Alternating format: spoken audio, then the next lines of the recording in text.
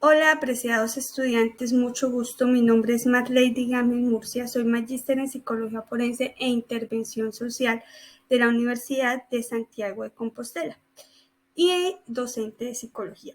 En esta microclase hablaremos sobre la evaluación forense en el área familiar y penal, es decir, les voy a explicar en qué consiste o cuál es la evaluación que hacemos en estos dos tipos de contexto. Pero antes es importante tener presente que nuestros informes periciales son un medio de prueba más, ¿cierto? Y lo hacemos con base a lo que el juez nos ordene en el mandato judicial.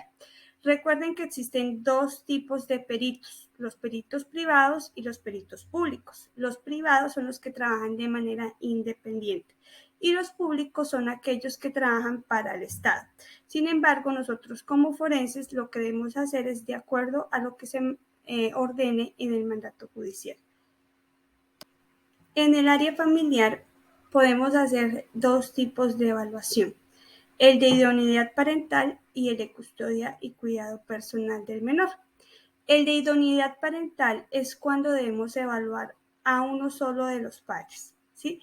Digamos que a mí me contrata el señor Juan porque está en proceso de separación y él quiere llevar un informe pericial en el que se evidencie pues que él tiene las condiciones. Entonces, yo como forense lo que hago es evaluar si efectivamente él es un padre idóneo que podría tener la custodia. Aunque independientemente que él sea la persona que me contrate, yo debo hacer mi evaluación de manera objetiva y emitir el informe de acuerdo a los resultados que yo encuentre, si no importa que sea el que me contrate.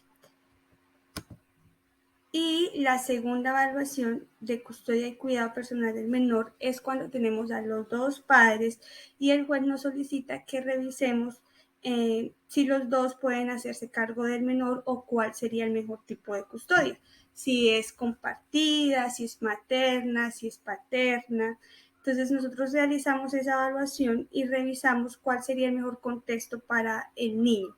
Es importante tener en cuenta en estos tipos de evaluación que los padres pueden utilizar una estrategia de disimulación, es decir, ocultar aquellos síntomas negativos que tengan, aquellos problemas que tengan y exagerar o aumentar esas características positivas con el fin de poder quedarse con la custodia.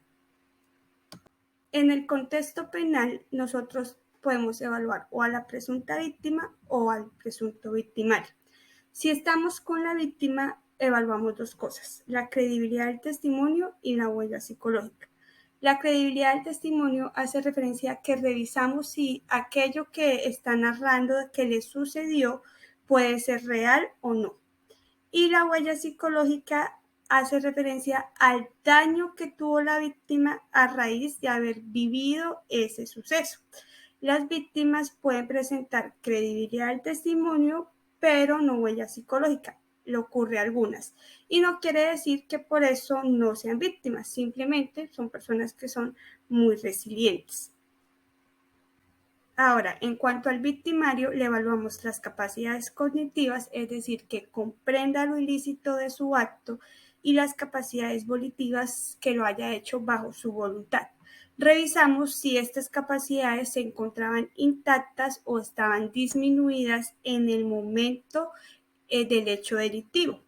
Porque no es suficiente, por ejemplo, una persona que está siendo juzgado por un delito y que tiene un historial de esquizofrenia, por ejemplo, que una persona que está diagnosticada, no es suficiente con que tenga este diagnóstico para que el juez lo valore como inimputable.